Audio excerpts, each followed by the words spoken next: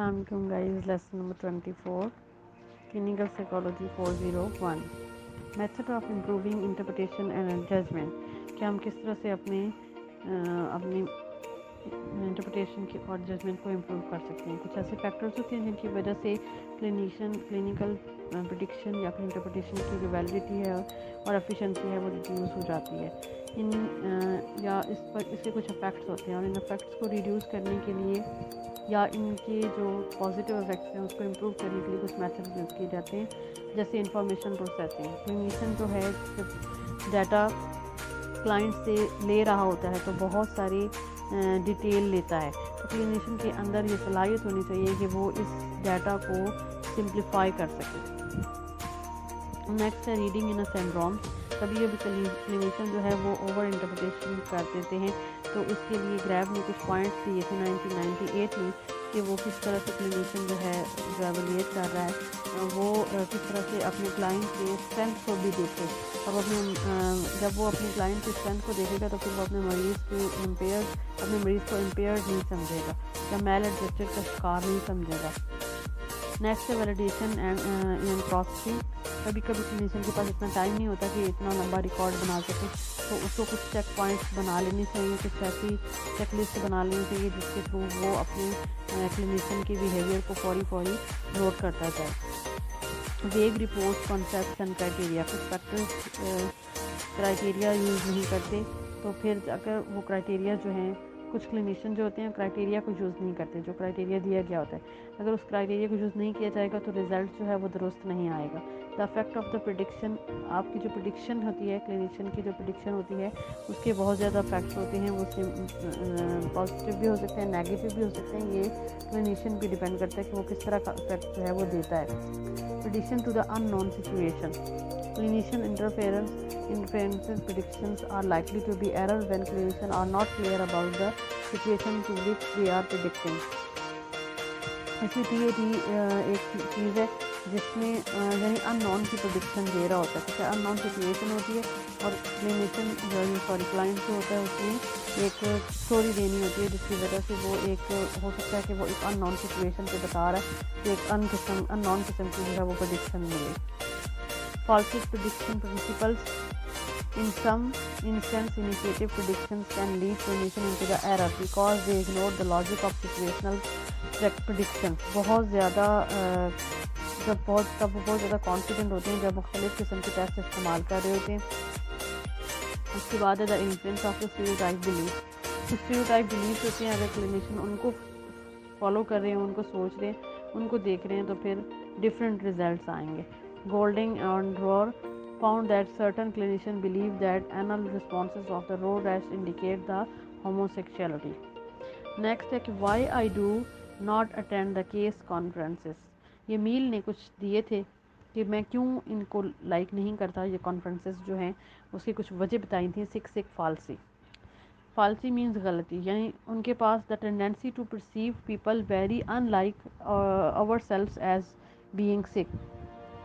जब कोई मरीज़ आता है तो उसका डाटा अगर क्लिनिशियन के अपने तजुर्बात से मैच ना करता हो तो फिर वो क्लिनिशियन इसको ख़ुद से बहुत ज़्यादा मुख्तलिफ महसूस करता है और फ़ौरन कह देता है कि ये पेशेंट जो है ये साइको है।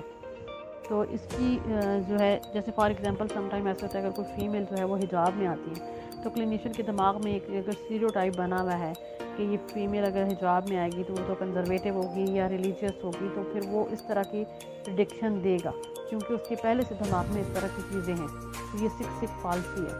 नेक्स्ट है हमारे पास मी टू फालसी। ये है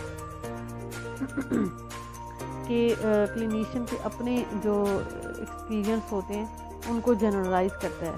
मतलब मुझे अगर 4th ईयर में या BA में डिप्रेशन हुआ था, तो अगर इस स्टेज पे मेरे क्लाइंट को भी डिप्रेशन हो रहा है तो इट इज़ जर्नल, वो अपने एक्सपीरियंस को मरीज़ पे जनरलाइज कर देगा। नेक्स्ट हमारे पास अंकल जॉर्ज पैनकेक फॉल्सी। यानी there is nothing wrong with that, my uncle George did not like throw away left over pancakes either. यानी मेरे किसी अंकल के साथ अगर ये एक्सपीरियंस हुआ था, क्लिनिशियन के अंकल के साथ अगर ऐसा हुआ था, यानी कि उसके किसी रिलेटिव के साथ अगर ऐसा हुआ था, तो मरीज़ की बात को इग्नोर कर देगा, उसको सीरियस नहीं लेगा।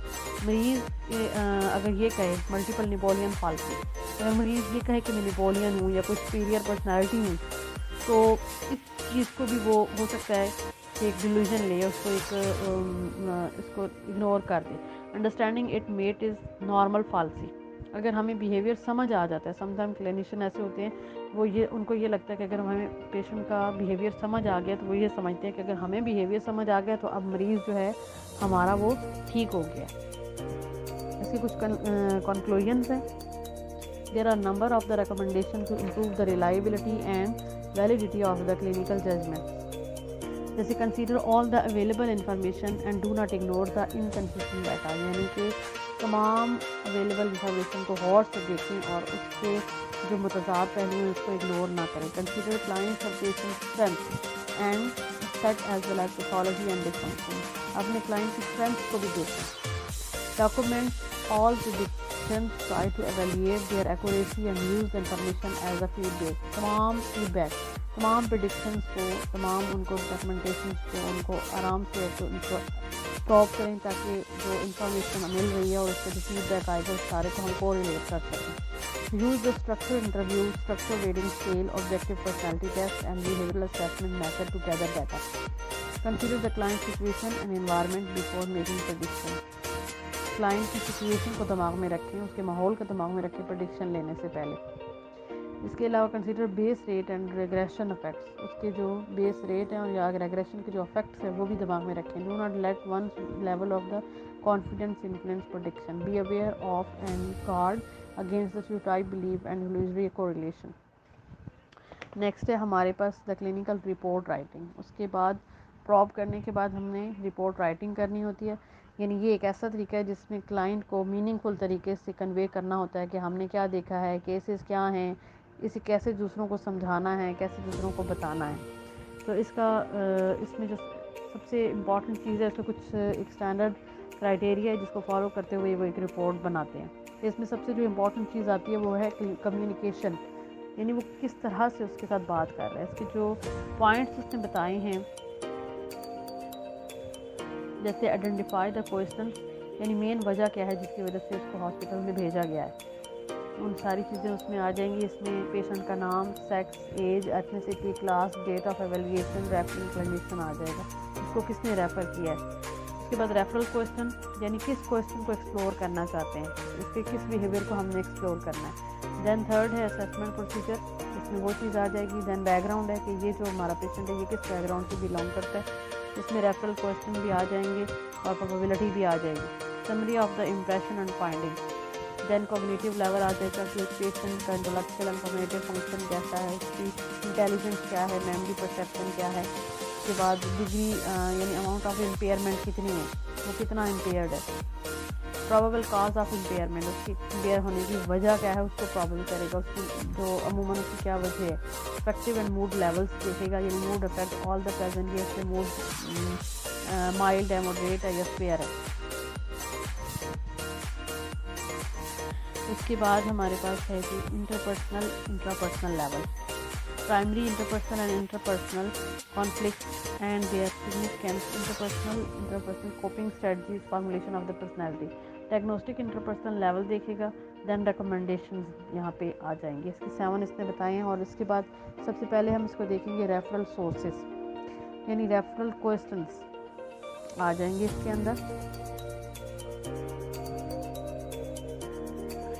उसमें सबसे पहले आ जाता है कि कम्युनिकेशन में लैंग्वेज को देखा जाएगा कि अगर तो हम ये जो रिपोर्ट हमने बनाई है, हमारी रिपोर्ट की लैंग्वेज कैसी होनी चाहिए। अगर हम ये रिपोर्ट जो है पेरेंट्स को भेज रहे हैं तो फिर हम इजी लैंग्वेज का यूज़ करेंगे, और अगर हम ये रिपोर्ट किसी प्रोफेशनल को भेज रहे हैं तो हम फिर टेक्निकल लैंग्वेज का यूज़ करेंगे। इंडिविजुअलाइज रिपोर्ट, यानी इसमें कोई ऐसी बात ना हो कि इंडिविजुअल को जो है वो दूसरे इंडिविजुअल से मुख्तलिफ दिखाया जा रहा है।